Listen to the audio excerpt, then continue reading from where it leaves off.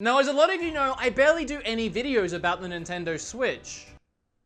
Damn, just kidding. My channel could be called Switch 'em Ups at this point. There should be a Nintendo Direct on the 11th of this month. There's been really strong rumors of it. So speaking of rumors, what kind of things can we expect to see at that Direct? Well, as a lot of you know, I love Nintendo. I've been following Nintendo for years and years. I've been following the Switch since its release. Will I be wrong? Absolutely. But let's find out. Now, my image for the Direct actually got shaken up recently because we had some leaked images of a new firmware update, 5.0.0 or whatever it's called, which introduces a lot of new features coming to the Switch if it's an actual legit leak, which honestly, if this isn't an actual legit leak, then wow, impressive. One of them being custom backgrounds for the Switch, which is something I was really hoping we would get, because as much as I like the white and black, I definitely would like some more options like a Zelda theme or a Splatoon theme or something like that, and it looks like that's actually going to be an option now. But a thing that made me rethink my look on the Direct was, I had a feeling they were going to talk about the online server. In fact, I'm almost 100%. I think it's time they finally talk about that when it's going to launch, the actual price point, which will be about $20, as if all the other rumors are correct, and what we get in that online service other than online play, which supposedly when this was first announced, we were going to get a free game to download every month, an NES game or a SNES game or something like that, which, if that's going to be a thing, then we would need Virtual Console up and running. And if they're already giving a free one away, you'd have to think there has to be a lot on that Virtual Console to be able to actually give something away each month. So I thought, well, if they're going to be talking about the online service, we're definitely going to hear about Virtual Console. Well, it turns out in this firmware update, there's actually a little thing, a really quick thing you can see. It says Virtual Console. So that makes me think this is something that's definitely coming soon. Virtual Console to the Switch, and we're going to hear about it in the Direct. Now, will we hear about GameCube Virtual Console? That's something a lot of people want. A lot of people have been talking about, a lot of rumors, speculations flying around. If that does happen, what games are we going to get for it? My vote's on things like Eternal Darkness and Luigi's Mansion, because you can get those on the Switch easy enough. The issue you run into with GameCube Virtual Console is a lot of GameCube games use that force feedback, or whatever it's called, on the GameCube controllers, where you could put a little bit of pressure or a lot of pressure. A lot of driving games obviously use that, which is why a lot of driving games can't go on the Switch, because it only has the click. Or maybe if they do bring out an accessory for a GameCube controller, which I think a while ago they actually patented an add-on so you could use a GameCube controller with the Switch, maybe if that comes out hand in hand with the Virtual Console, you could do any GameCube game. But either way, in this Direct, I'm definitely expecting to hear a lot of online talk and a possible Virtual Console talk. Now, as far as games go, I know a lot of people are really wanting to hear about Animal Crossing or Super Smash Brothers.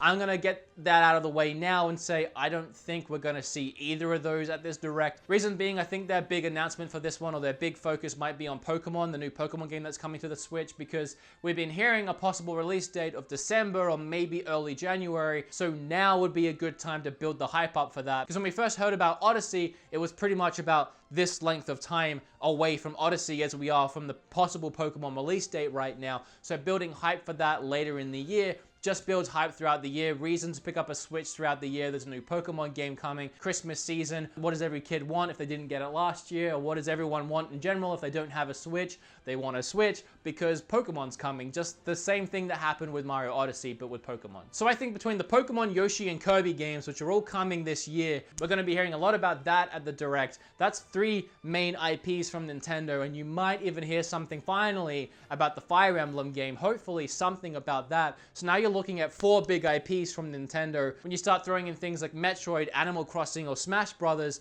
now you're getting up to like 6 or 7 of Nintendo's biggest IPs. And while that would be just a massive, mind-blowing, awesome fest of awesome for every Nintendo fan in the world, probably compel Nintendo Switch's sales to be the best-selling system of all time the very next day, I still don't think Nintendo is going to blow their load all in one big Direct. I think they're going to want to do half what they have now and save some announcements for later in the year, like your Animal Crossings, like your Smash Brothers, which both of those, they're going to happen. We have pretty much every single franchise other than maybe F-Zero right now announced. So I think we're definitely going to see Smash Brothers and Animal Crossing at some point, maybe in this Direct, but I think 4 big IPs is probably enough, especially when you start putting in the online service and the virtual console and everything else they're going to be bringing. They don't want to overload it all in one. Oh, another IP I didn't even think about is Bayonetta. Bayonetta is probably going to be talked about. We've got the double pack coming soon, and then that game coming in this year. So I think there's 5 IPs right there, which makes my point even more valid, I believe, I think. I don't think we'll hear any more Prime talk. We might get a cinematic trailer, a really short one, like the Bayonetta 3 cinematic trailer was like 50 seconds, because both those games are in development still. Both those games are very new, very fresh. I don't think they've done too much work on Prime. Maybe I'm wrong, but I'm not sure if we'll see anything,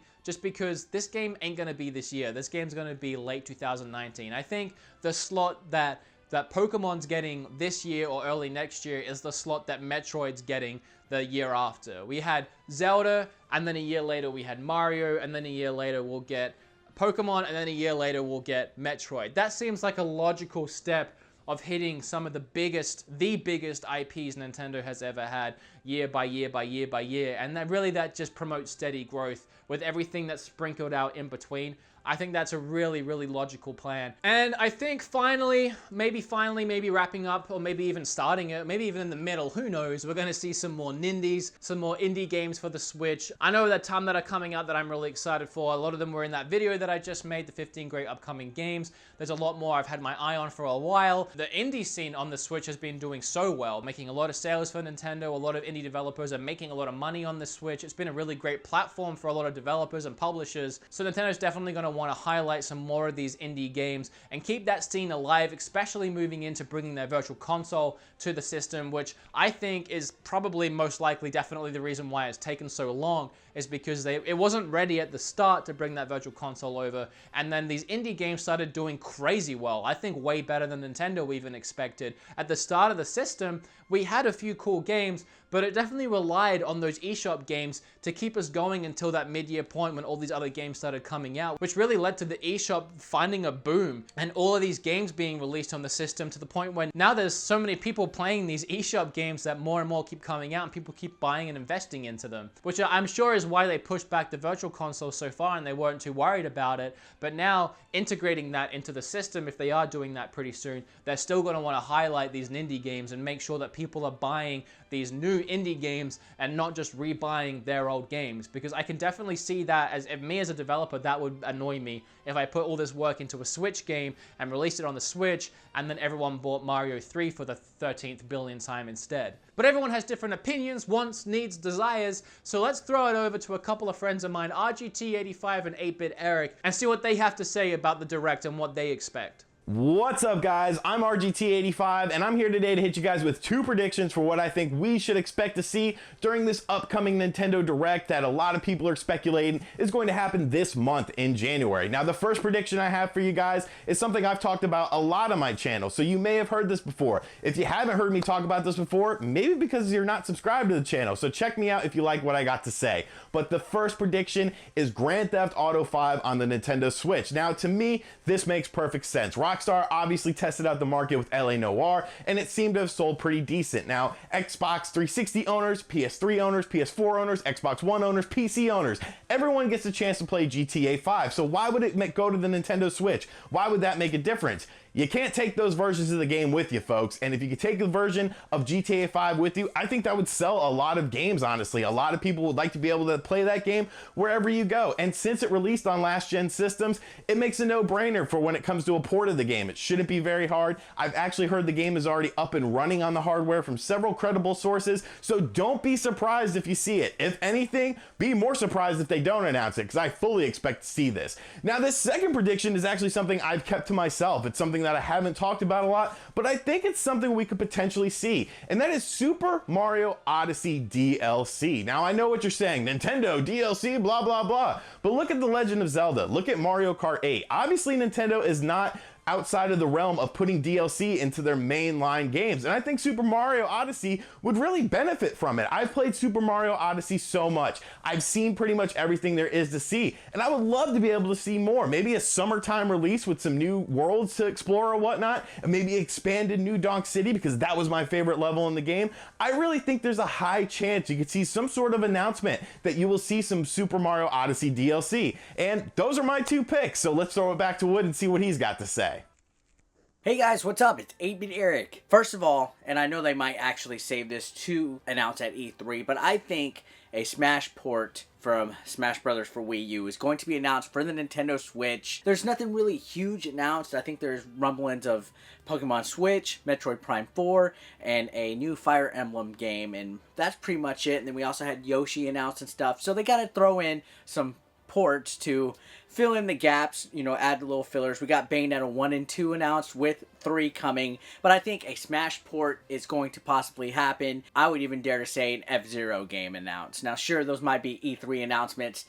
Who knows? I think they need to start the year swinging something about a virtual console. That has to happen. There's no way that that is not going to happen anytime soon. And I think even just providing an update in regards to that for this Nintendo Direct is possible. So yeah, and this is very exciting. It's going to be a great year for the Nintendo Switch. I mean, a great year. And of course, me, Wood, and Sean are going to milk the hell out of this thing because I like my YouTube money.